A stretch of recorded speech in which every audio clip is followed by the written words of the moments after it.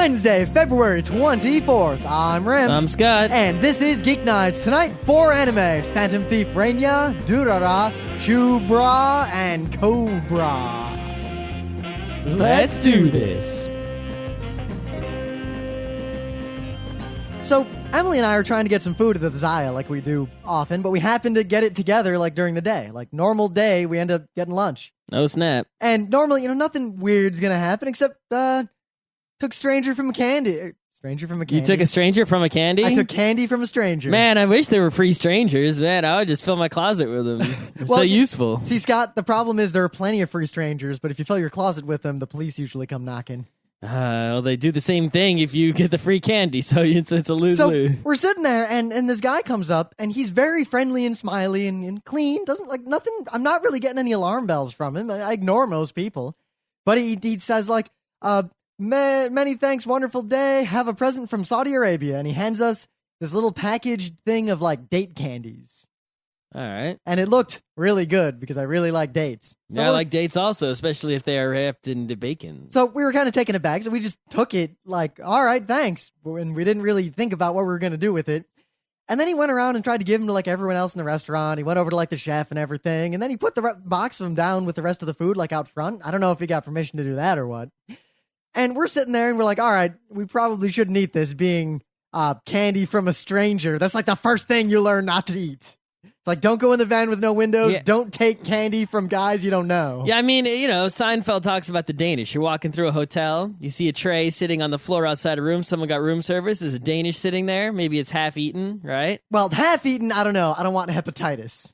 That's true. But, I mean, you could eat the half that, part that they didn't bite into, right? But if it's uneaten, if, like, say there's just a Danish untouched on a plate. There's nothing wrong with that. What are the odds that someone went around and poisoned a Danish that was just laying there? Or took a Danish and said, I'm going to poison this and leave it out? Yeah, they wanted to poison a random person as opposed to a specific person. I mean, if it was the only chance, the best chance of it being poisoned was if there is like a high-profile person that, in the room that someone was actively trying to poison, and that high-profile person did not eat the Danish. You realize, Scott, we have increased the odds that we will die by poisoned Danish because if someone really wanted to get us, and we're really famous someday, right?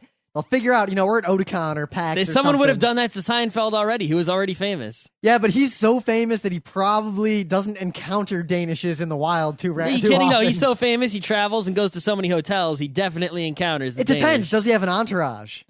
I don't think he has a big entourage. Because as much as, I'm the kind of person, if I find a Danish, I'll just eat it. But if I was big enough to have an entourage, I wouldn't even think, oh, a Danish, I'll eat that. I'd think, oh, a Danish. Entourage, get me a Danish. Not that one. Entourage, taste that Danish for me. I see you are not dead. Thank you. Give me the rest of the Danish. But I'm on the same page as Jerry. That's my strategy if there's ever some fugu. Actually, I read an article recently that said that there's some fishery in Japan bred some fugu with no poison in them. But from what I've read, you want a tiny bit of the poison because your tongue's supposed to go numb. Well, the point is that it's not going to kill you. But the thing is that people were like, oh, it's not the real deal then. I'm like, what are you talking about? I would totally eat that one as opposed to the poison one. But on the other hand, whether it was poison or not poison, I would not eat a fugu unless I saw someone else in the restaurant eating it before me. But what if they cut two different fugu and the first guy got the skilled hands of the skilled chef, and for the second guy, the skilled hands were busy? Then that's just the luck of eating fugu at the fugu restaurant. I mean, then you're already eating... Mr. Scott, you may have been poisoned. Well, that's a risk you take with this sort of thing. But at least the risk will be much lower if, I'm eating a non-poisoned fugu and I saw someone else eat it first. Or, the random Danish. Yeah. Yeah, I'm on the same page as Jerry. If someone went through all the trouble to poison that random Danish, you know what? They got me. They got me. So the guy then kind of sits down next to us and is watching us, like waiting for us to eat it. And we just kind of sit there, and he's like, it's good. And we're like, and then, Emily's like, hey, I'm kind of full, so maybe you should give this to someone else, in case I don't get a chance to eat it. He's like, no, it's very good. Eat. And we kind of waited awkwardly until eventually he wandered away. And then we threw the thing away. Yeah. And I'm not a paranoid person. I mean, I'm assuming that this guy was just trying to be really friendly and he just But happened why in that particular restaurant at that particular time with that particular food, and why present it in that particular way? What, the fact that he didn't explain himself, like he could have explained. He did. It is a gift from Saudi Arabia. No. He could have explained, like, look, like, for example, let's say I made some cookies, right? And all right, I see where you're going, but if someone made cookies or brownies or something and was giving them out for free, I would probably take them because I would assume the worst thing anyone does to something like that is put pot in them. In fact, I think the odds of random cookie having pot in it are higher than non-pot. Just the circumstances were so strange that you didn't know what to think. He could have explained in detail, like, look, I made these cookies, right? Or it's a holiday, something. Explain the tradition of the holiday. But he did explain it a bit. It is a gift from Saudi Arabia. That's not an explanation. An explanation involves many details. Why did you make the cookies? Why are you giving them out in this particular restaurant at this particular time? Why these particular cookies? What, who are you? Why, if they provided all these reasons and they were reasonable, I would have been like, oh, that makes sense. All right. For example, it's a special holiday. Everyone's supposed to bake these cookies and give them out to people, and it's a special treat to eat this cookie on this special day. So I'm going to every restaurant in the whole street I work in the next building over, giving out the cookies. It's like, oh, now it makes perfect sense, and now it is reasonable, and you're no longer a crazy person. So I figured there are 3 ways to react to this situation. On the one extreme is eat it because you don't fear nothing. It probably wasn't poison. Probably not. The opposite side of that is call the police right then and there and punch the guy. You didn't do anything illegal. Yeah, I know. But in case. So I took the pragmatic, rational approach. I did not eat the stranger candy, but while he was walking out, I just took a picture of him with my phone, surreptitiously. All right. So on the tiny chance that in the news the next day I saw mass poisoning in New York City, date candies in the sky, I can be like, got you, guy. That's all I got. That was the weirdest thing that happened to me in the last 24 hours. All right. So I guess we're doing some geek bitishness. Yeah, it's been forever since Wednesday episodes just got the shaft for like the last couple months. Yeah. I mean, we had this weird schedule, we're doing whatever shows we can fit in as we're getting the studio back up and everything. And then stuff just kept coming up on Wednesdays. Like we go out to some event. It didn't happen. And until real recently, we weren't watching that much anime either. Well, I was watching animes, but, I've actually been watching a lot of animes, but you haven't been watching them also. I've been watching a ton of anime recently, just now, but we started watching anime right as we stopped doing Wednesday shows for completely unrelated reasons. But before that, when we were doing Wednesday shows, we weren't watching anime, except you were watching Fist of the North Star, and I was watching Votoms. Mm-hmm. So I'm watching Votoms. All right. And Fist of the North Star. Okay. Yeah. How about that? Is there any anime you particularly want to talk about? Well, I did watch all of the original Space Battleship Yamato, 100, all the episodes. I have to say that, when it comes to the Space Battleship Yamato, you can tell that it is an early work of You forgot his name. You're stalling for time. You were stalling for time that whole time. You were going to say his name right away. Actually, no, I was IMing someone on Meebo on my iPhone, so my brain was having to work double. Were you perhaps IMing Daryl Surratt to ask him the name? I know it's Leiji Matsumoto.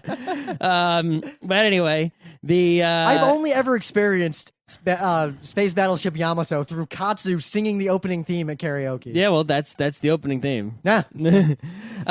Does it live up to the opening theme?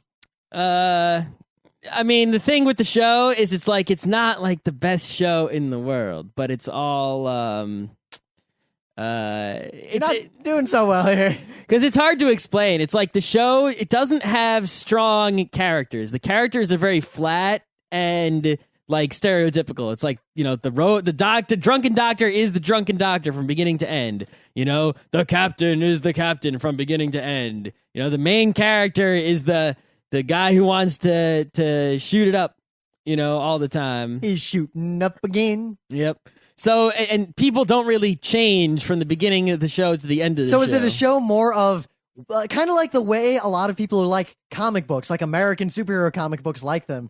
You care about the series of events and what actually happens. Mm-hmm. Like the procedural, well, the ship went here, and this is the war, and this is the politics, and this is the war, and this is the politics, and here's the plot. No, it's basically every episode. Though the overarching plot is actually a really high quality, very sort of revolutionary for its time story, right? Of, oh my God, the Earth is gonna die. It's getting destroyed by aliens. The only hope the Earth has of not being destroyed is that the only spaceship they have left, going all the way across the galaxy out to another galaxy, getting this space cleaner technology from some other aliens and coming back to Earth within a year. That's the only hope of Earth. So it really builds the suspense for every time the ship isn't going to make it. It's not just, the ship isn't going to make it. Like you're watching Gundam Seed. If the ship's going to get blown up or the Gundam's going to get blown up, it's like, okay, it'll get blown up. But in this, it's like if the ship gets blown up, that's effectively the same as Earth being destroyed. It's kind of the same deal with Final Fantasy Crystal Chronicles. The whole, if you don't come back, a whole bunch of people get screwed. Yeah, so you basically, every episode is like, oh my God, the Yamato is going to get destroyed because of X. Oh, great. So it's Ava Syndrome. Oh, they're not going to make it. Oh, they made it. No, they're not gonna. They made it. Yeah, the thing is, they get hurt pretty bad quite often, and this is one episode that you watch it, and it's like so many things happen in the episode. It's like ridiculous, and then the fan subs I watch are really good, and they had all these notes in the credits that told you stuff, and like just the amount of production. It wasn't even the last episode; it was the episode with the gigantic space battle where they fought like the 4 or 5 different colored space fleets all at once. And it was just like I read the note at the end about how much production went into that one episode, and I thought back of all the stuff that happened in it. I was like, wow, that was some fucking feat for the time it was made. Holy shit. I gotta watch it. I mean, I just started a while ago on Legend of the Galactic Heroes. Oh, great, yeah. Because, Captain Tyler is such a great show, and it's clear the homage in Tyler to other shows like this. So I feel like I really need to watch all the shows that Tyler was homaging. Maybe. But anyway, if you are... Plus, being what we are, anime, panels and things, we have to have seen this show, so I figure I'll watch it. Yeah, I'm gonna probably watch eventually, the other Yamatos that were made at later points in time and are probably much more advanced, because most of the flaws in Yamato are not fundamental flaws. They're just sort of craftsmanship flaws because it was so early in the career of Matsumoto, he didn't yet build up his full powers. It's like reading one of those really old Tezuka mangas, Not everything Tezuka did is gold, all right? Some of it is Ambassador Magma. Exactly. If you read some really early Tezuka manga, it kind of sucks. He wasn't that good from the beginning. I'm not saying that I don't want people to think that I'm saying that Space Battleship Yamato sucks, which is not what I'm saying. But, it's got animation mistakes.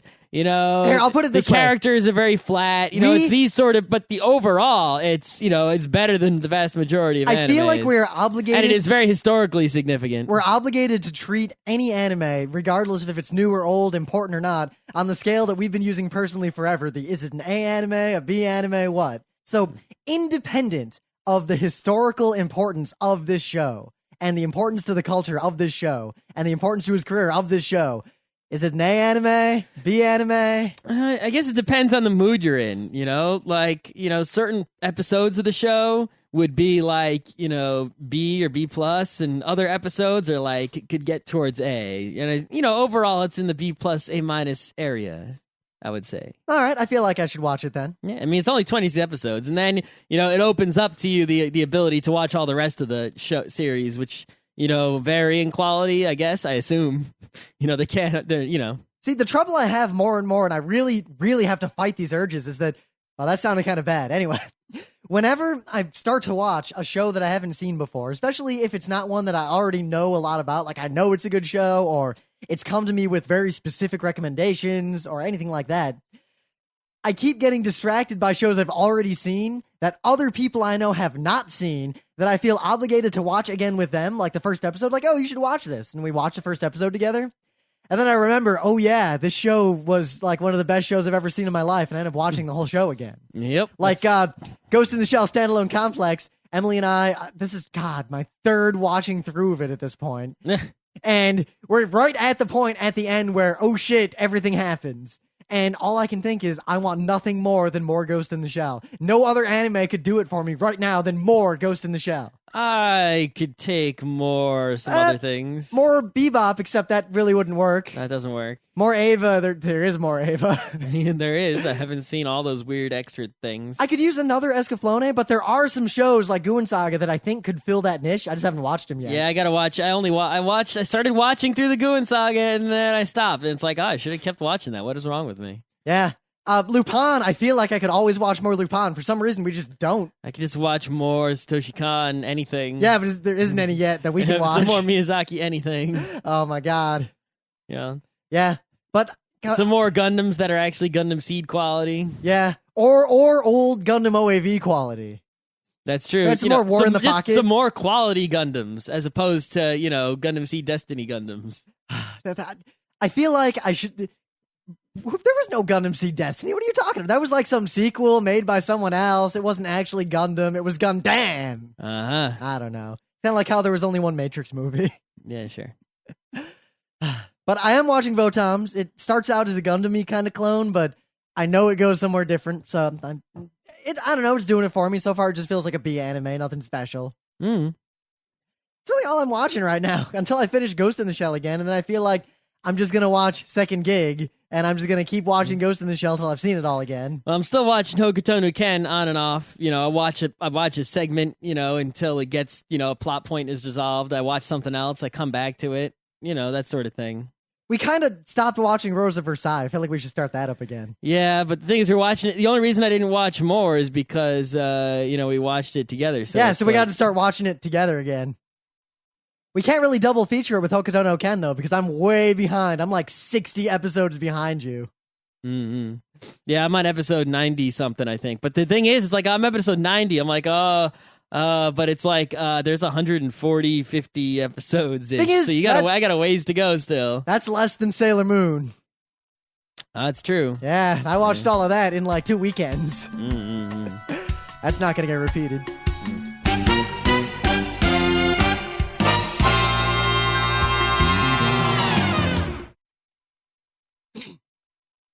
So, things of the day. Emily found this movie for me, and she said it was right up my alley. And after watching the trailer, it is totally right up my alley, and probably yours too. The Secret of Kells is an Irish animated movie. Just watch the trailer. It looks crazy awesome, and it'll be in theaters pretty soon if you live in a real city. Is that it? That's all I got. I mean, the style, at least in the trailer, you'll see, the style is kind of unique and kind of flat and colorful. I really like everything about it. I'm really looking forward to actually seeing this. All right, so this would be better on a science day, but whatever. It's still awesome. You're cross-pollinating. That's fun. There's a guy here, his name's Derek Lowe, and he has a PhD in organic chemistry and postdoc stuff, and where he's a scientist, he's real smart. And he's got this blog here, and one of the categories on his blog is things I won't work with. And every blog post talks about a chemical that he refuses to work with. Oh, like dimethylmercury? Dimethylmercury, no. Really? That's not on there? He'll work with that? It's actually, there is a post about straight dimethyl zinc. And in that post, he says, dimethylmercury I will not get within yards of. However, the most recent post...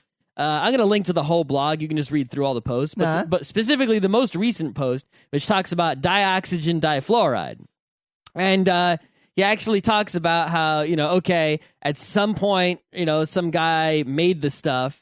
And in 1962, and he basically did a bunch of tests, to see how it reacted with a bunch of different things. And this guy was basically... risking his life every single day. And here is an excerpt, right? Let's see. Where liquid, what's it called? Dioxygen difluoride. So he had some liquid dioxygen difluoride. He mixed it with some liquid CH4. A violent explosion occurred. Now, let me read to you all of the words. When 0.2 milliliters of liquid, dioxygen difluoride was added to 0.5 milliliters of liquid CH4 at 90 degrees Kelvin, a violent explosion occurred. So basically, this shit, right, causes crazy explosions and crazy fires, even at basically almost zero temperatures. Being a high-energy oxidizer, dioxygen difluoride reacted vigorously with organic compounds, even at temperatures close to its melting point. It reacted instantaneously with solid ethyl alcohol, producing blue flame and an explosion. And an explosion. When a drop was added to liquid methane, cooled at 90 degrees Kelvin, a white flame was produced instantaneously, which turned green upon further burning.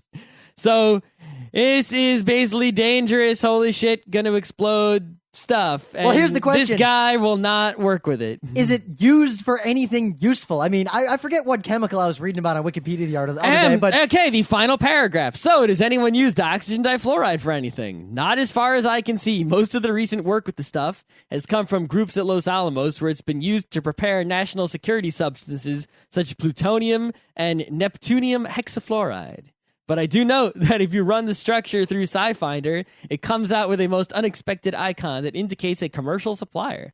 That would be the Hangzhou Sage Chemical Company. They offer it in 100 gram, 500 gram, and 1 kilo amounts. Whoa! Which is interesting because I don't think a kilo of dioxygen difluoride has ever existed.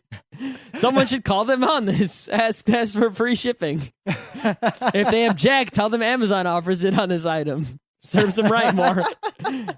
But this whole blog is full of this sort of awesomeness about crazy, crazy chemicals that this guy refuses to work with. That was one career path that I gave up on very early when I realized I hated doing chemistry and I hated naphthalene. I was cool with chemistry. It was all like, oh, math, I can figure out what's going on with math. And then when Orgo happened, I had to sit in that stupid lab with the fume hood, and every single reaction was take naphthalene and turn it into something that smelled horrible and stained your hands. And after like a month of that, I gave up. I was done. He also won't work with dotetrazolate salts. Or your mom. That's true. My mom doesn't know chemistry, so... So we actually, holy shit, watched a whole bunch of anime we hadn't watched before to kind of preview it. We're going back to old school Geeknights. We watched like a handful of episodes of a handful of animes. We didn't finish watching any of the shows, and we're just going to talk about what we watched. So 2 of the shows involve bras. So should we start with or end with the 2 bra shows? Let's do the bras first. All right. I think all the shows have a ra, right? If I'm correct. One has a ya. Oh, yeah. Okay, They all end in ah. So Chu-Bra, I don't know if any of you have actually looked into this show. This infamous horror. All I want to say is that it's the kind of show to where if you describe to someone what it's about and they're an anime fan, their first thought will be, you're just making fun of people who like moe shows. That show doesn't really exist. This show exists exactly in the way that you think it. It is so real and so exactly what we expected that it was kind of horrifying. It was like a train wreck. We couldn't look away.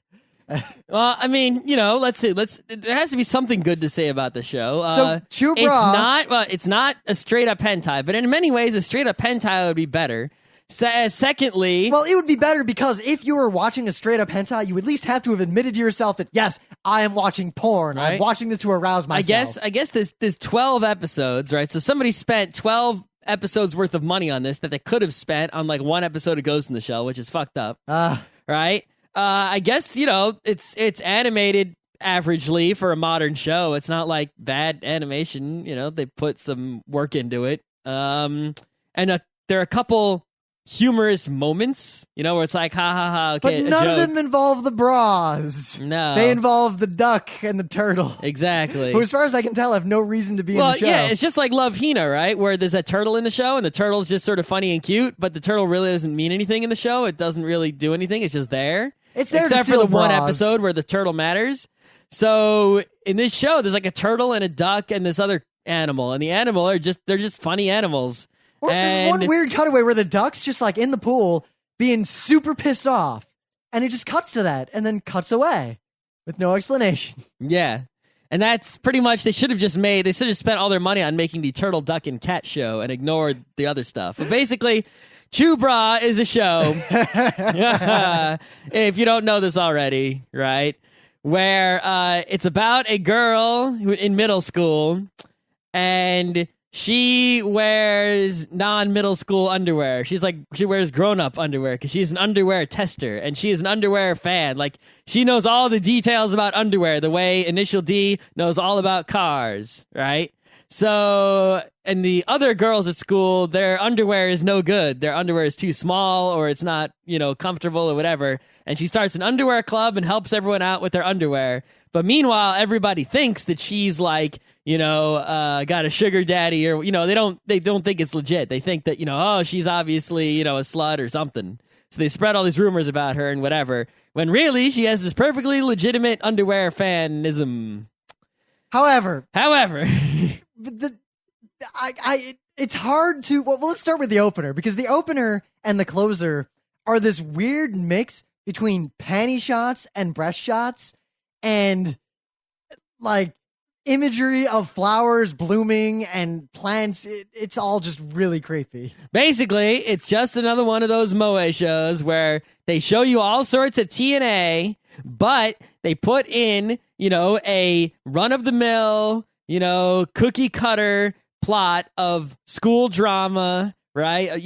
Making friends at school, starting a club, and being interested in something and teaching you about it. Like a Car No Go teaches you about Go, this show teaches you about underwear. Same thing. And right? it does, but it's so forced. It's really weird to watch it. Well, yeah, and all that cookie cutter stuff is there so that the pervert watching it can use that as an excuse to say, no, I'm, the same way Playboy. Oh, I'm reading the Playboy for the articles. I'm watching this to learn about girls' underwear. Or because I think it's cute, like the people who watch Binge Town say. Yes, but really, it's just perverted. It's literally butt shot, panty shot, and then, oh, a quick random aside. This kind of underwear is called this. Do-do.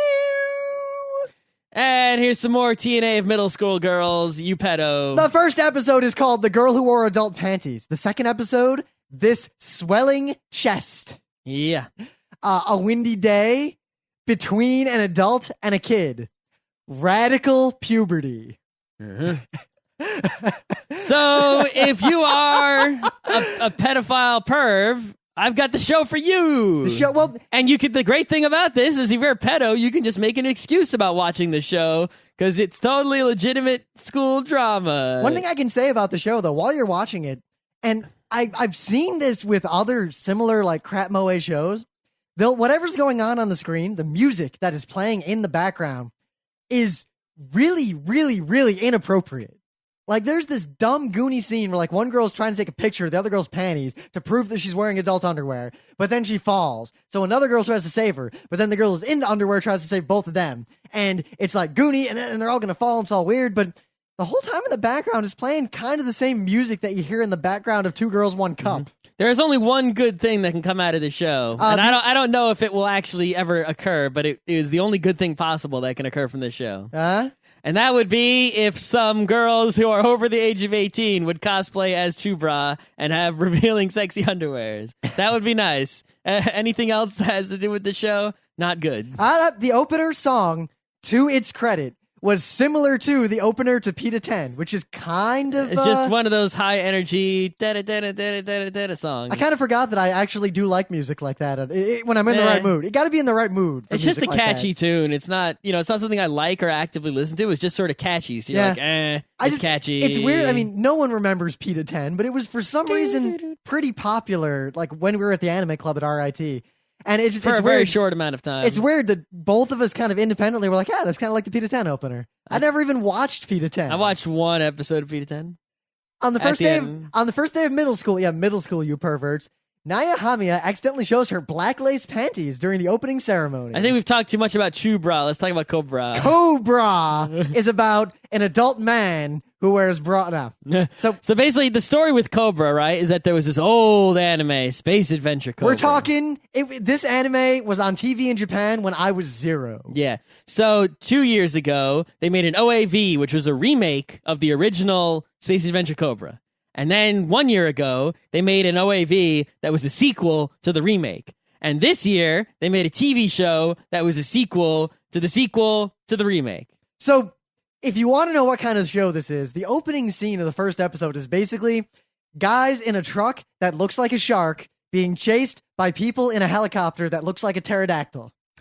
And then they go into a tunnel and are chased by sort of flying cubes. And my favorite part is that the good guys with some sort of, MacGuffin are in this land shark trying to get away, and they're driving in the tunnel, and the pterodactyl goes up, and then there's this giant gun battle, and the main character gets introduced, and all this craziness, and the people with all these, like, attack robots and guns and power suits and the pterodactyl robot book immediately when the local cops show up. It's like, they're chasing down like the Galaxy Patrol, and then the Highway Patrol shows up, which is just a bunch of middle of nowhere desert cops in, like paddy wagons. They're just and they go, oh shit, the Highway Patrol, and they run away. Highway Patrol comes out, they're like, oh, it looks like there was an accident. Derp da derp da der. Derp da der. It's like, great, good, great. What the fuck? So Cobra is kind of like a cross between Lupin and Riding Bean and Wolverine. Yeah, he's got the powers of Wolverine. He can regenerate. He's near invincible. Except instead of claws, instead of 6 claws on 2 hands, he has one gun. One of his arms is a gun. He basically takes his hand off, which is otherwise a normal hand, and under there is a gun. And it's not just any gun; it's the Psycho gun. And he shoots in, and basically it's ultra powerful gun that seems to have infinite ammo. Yep. So he's Wolverine. And he's kind of a badass, and he's kind of a jerk. But he also talks. He's like, he's super dangerous, but he talks a lot like Spider-Man, as opposed to Go-Go 13, who says ... And there's all sorts of ladies with giant boobs, and he has to deal with them and survive and also get ladies. I think the most important part of the show is that he always has a cigar in his mouth. Yeah, it's just always there as an accessory. Like, it's not lit, he's not smoking it, it's just in his mouth all the time. Just, when he's talking, it just sort of wiggles around all over the place. It's weird. Everything about this show is dumb. Like, it's kind of like watching an old Bubblegum Crisis or something, where if you watch it in certain mindsets, you think, this is just dumb. Everything about this is dumb. But the action's pretty good, and it scratched an itch that I didn't realize I had. Yeah. I didn't think about, I'm not like going out to watch more of it, but like if it was on, I'd be like, all right, it's fine. It's not like abhorrent. It's just, it's not like so exciting I need to go watch it, but it is sort of silly. It's silly. It's got action. The animation is decent enough. I think the one problem the show lacked is that there really wasn't a really good hook. It's like the character, he's cool, but he's not like so awesome that it's like I'll that I gotta watch him no matter what he does. And the plot was basically like, you have this golden key, you need it to stop this comet from crashing into the sun and destroying Earth. And it's like, well, there's really no mystery here, is there? I don't really care. He's obviously gonna save the Earth. So whatever.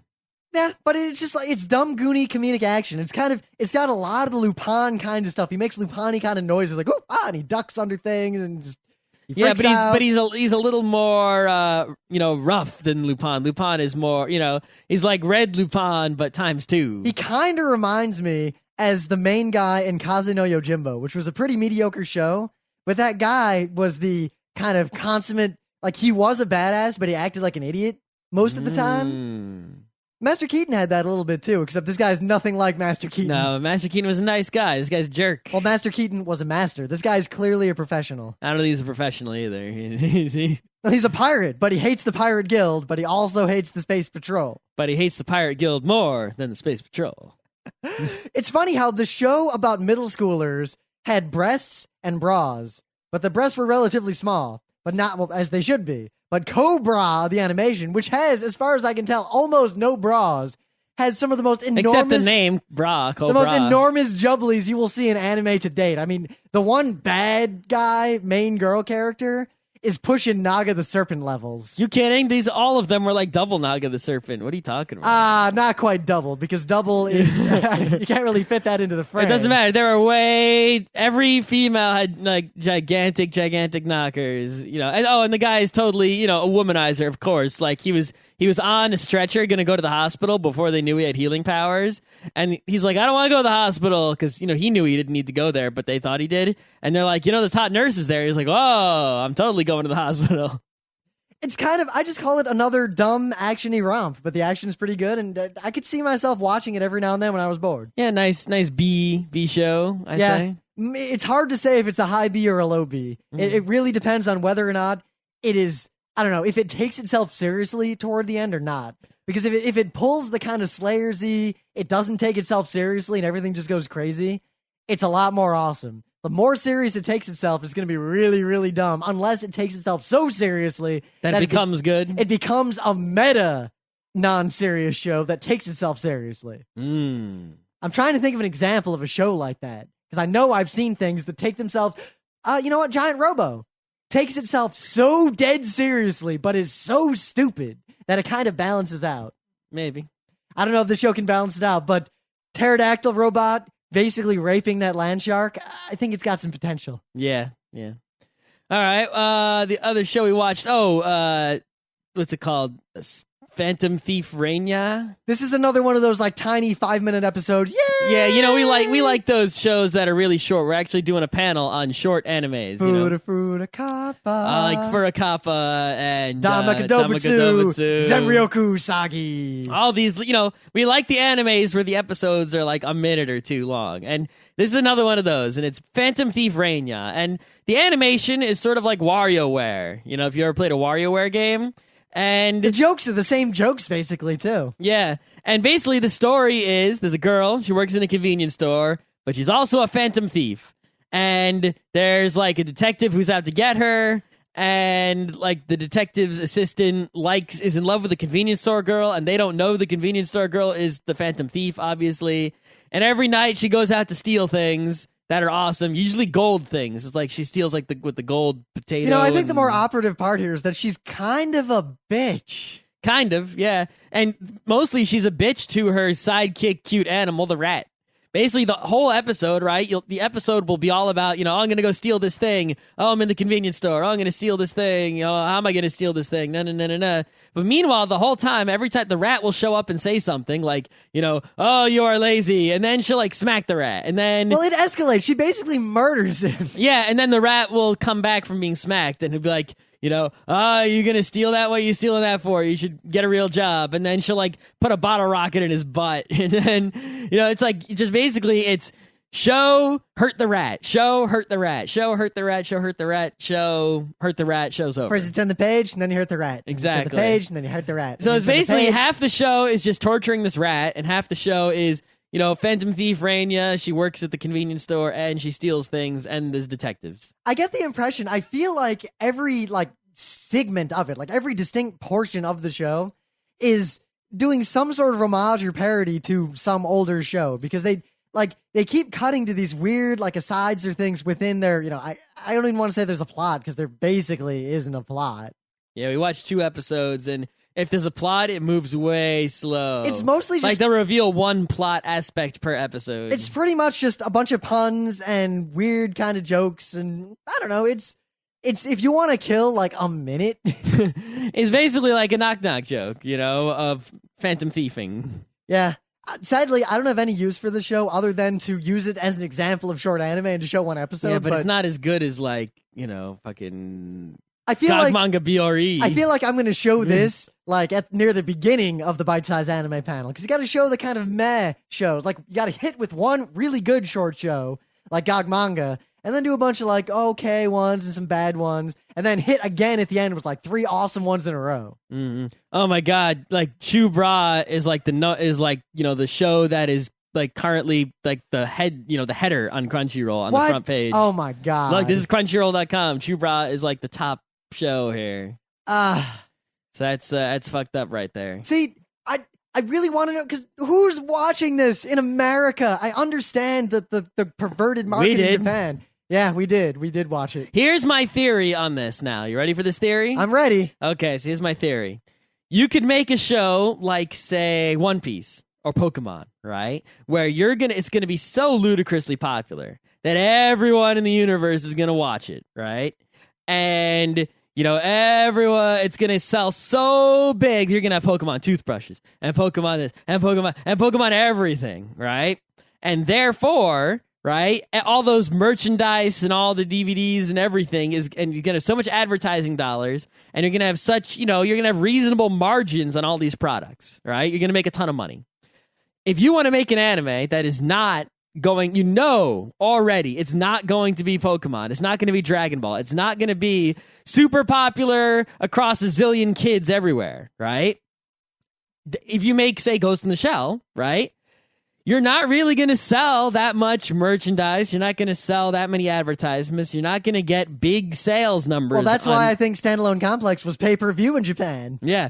You're not going to get the big numbers on it. So, right, without the big numbers, if you want to make money, you have to have big margins, right? And for big margins, that means the show can't be a kid's show. It has to be a show for people with money. And the thing is, when it comes to merchandise, even if some guy in Japan is like he's like a 30-year-old business guy, he might like Ghost in the Shell. He might watch it.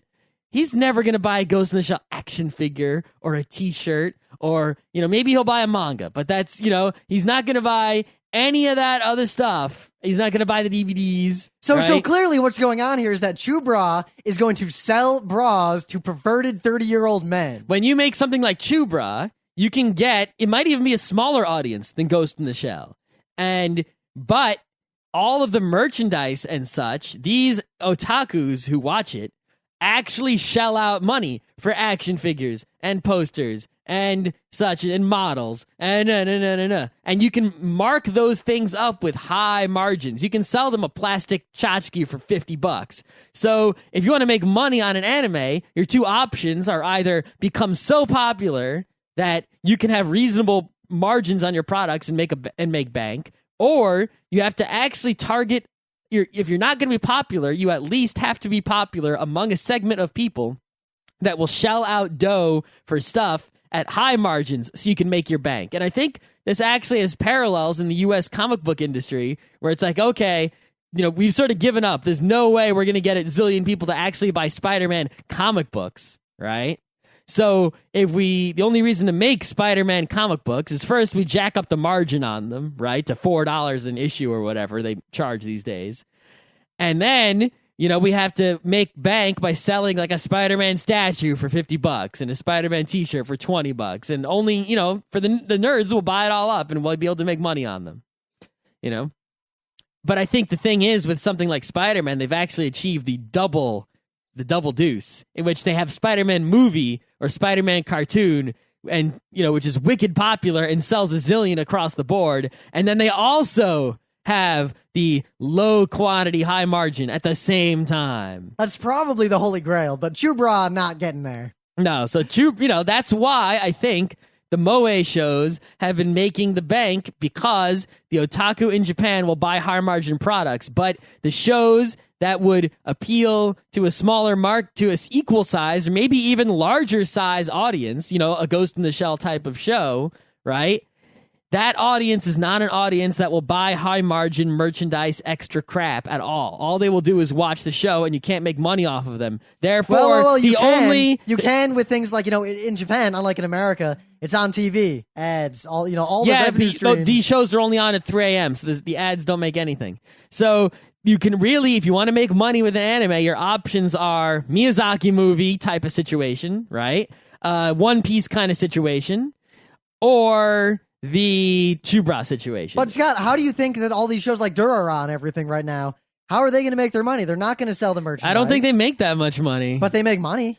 I don't know if they make money or not. I think they're sort of might be on the edge. I think they're on the edge. You think that pretty much every show that comes out is unprofitable? I don't know. I don't know, but it can't be. It's not excessively profitable. I don't know. They're not. You won't convince me. You're saying that Durarara is making mad bank? Is that what you're saying? No, I'm saying that. Are you going to say that Durarara makes more bank than Chu-Bra? I'm saying I don't know. I just think your picture of the only ways to make revenue is a little bit. I'm saying the only ways to make bank. I'm saying the only ways to make bank. I mean, you might. But Scott, you basically can't make bank with anything. I think Chu-Bra... Almost nothing makes bank. Chu-Bra's not going to make bank. I think Chu-Bra makes a scary... It's not making One Piece bank, but I think it's making scary bank. I highly doubt that, actually. I don't think it's going to make that much money. I don't think nearly as much as you expect. I think it's going to make more than Durarara. Because perverted 30-year-old guy can only buy so many pairs of underwear. He can buy a lot more than 3-year-old kid. Anyway, so why don't we talk about that Durarara?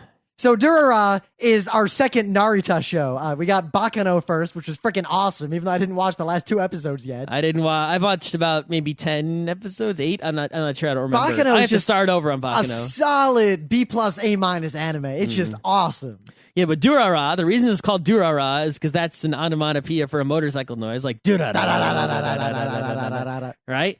And the show is basically about this kid who moves to Tokyo, from the boonies, sort of like Detroit Metal City, except he's not secretly metal. He's just regular old kid, and he totally doesn't get, but what's going on. But he's got a friend who's totally city guy, his best friend, so he's showing him the ropes, how things go.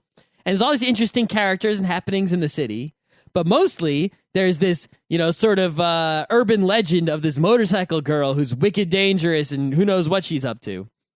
And what I think is so cool about it is that, usually when you have an urban legend show, it's always that cliche plot of there's an urban legend spreading around and there's no evidence of it being real. But then there's something that might be it. No, it's not it. It might be it. It's not it. I saw it. No one else saw it. This is like everyone is standing on the side of the street and the motorcycle goes down the street and everyone sees it. So it's like a real urban legend and everyone's like, oh shit. It does something that I like, and a few other shows have done this before. I'm not saying which ones because it kind of, depending on how this show goes and how you watch it, it can actually spoil those shows. But it's a show that presents a normal world, except weird anime kind of stuff happens.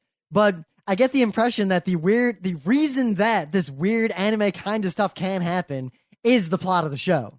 You think? That there's some sort of deal with this world. I mean, it's some punk kid who's, he's never really lived anywhere except his parents' house. He goes to the big city, and there's just weird, like, effectively superheroes fighting, like, way in the distance. And he sees, like, the explosions and all the weird stuff happening far away. And everyone else in the city is like, yeah, that's what happens here.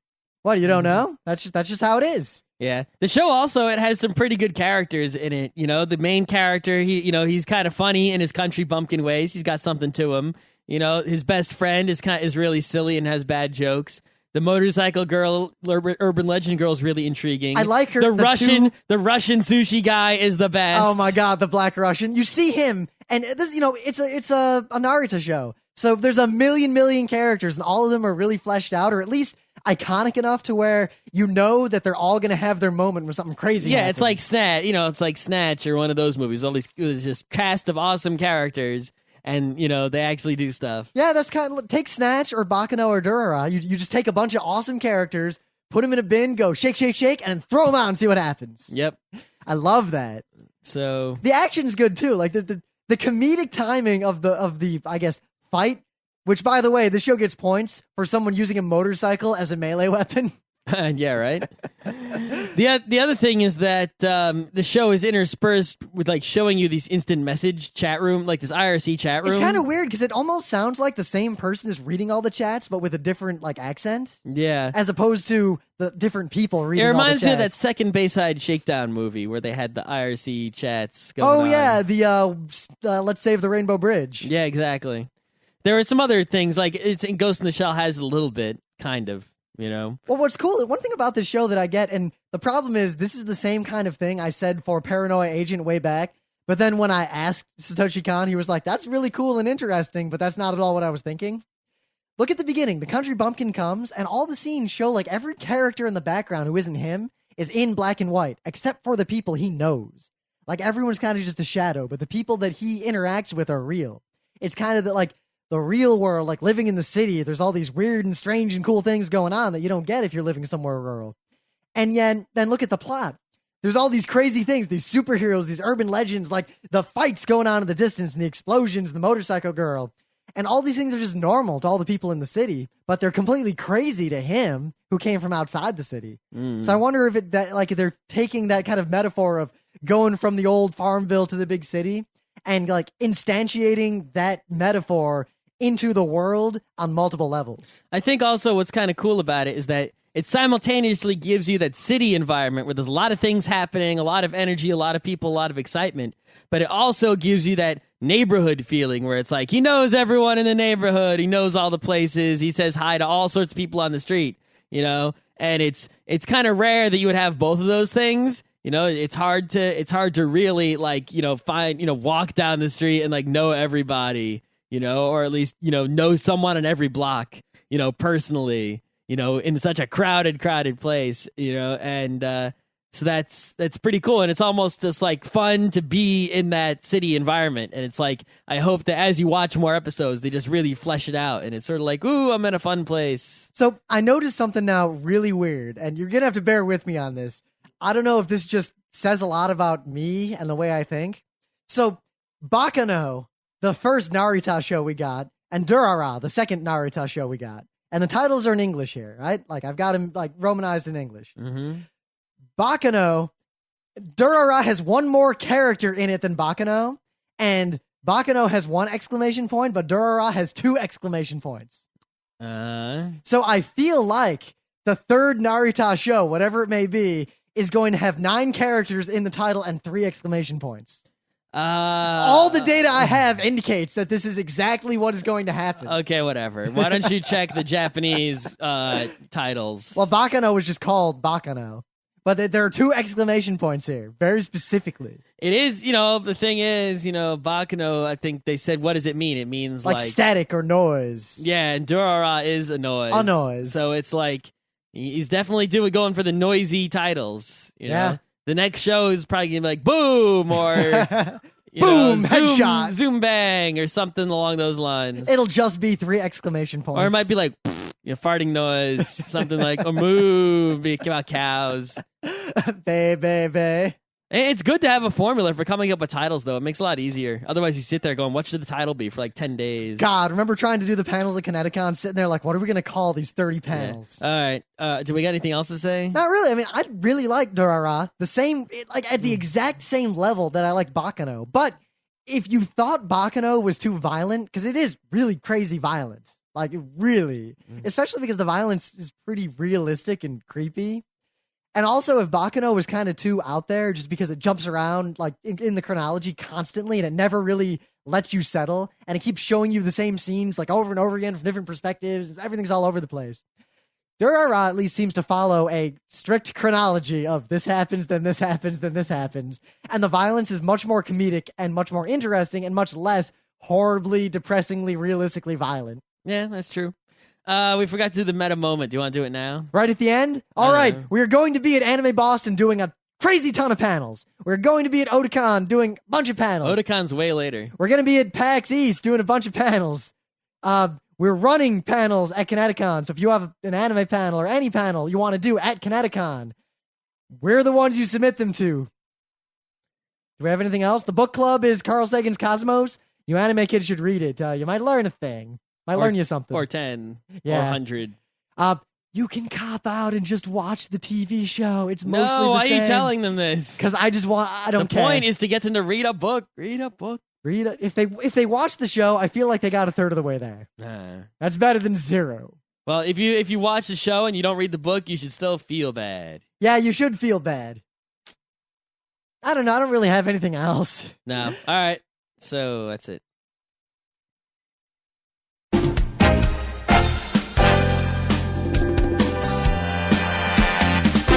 This has been Geeknights with Rim and Scott. Special thanks to DJ Pretzel for the opening music, Kat Lee for web design, and Brando K for the logos. Be sure to visit our website at frontrowcrew.com for show notes, discussion, news, and more. Remember, Geeknights is not 1, but 4 different shows. Sci-Tech Mondays, Gaming Tuesdays, Anime Comic Wednesdays, and Indiscriminate Thursdays. Geeknights is distributed under a Creative Commons Attribution 3.0 license. Geeknights is recorded live with no studio and no audience. But unlike those other late shows, it's actually recorded at night.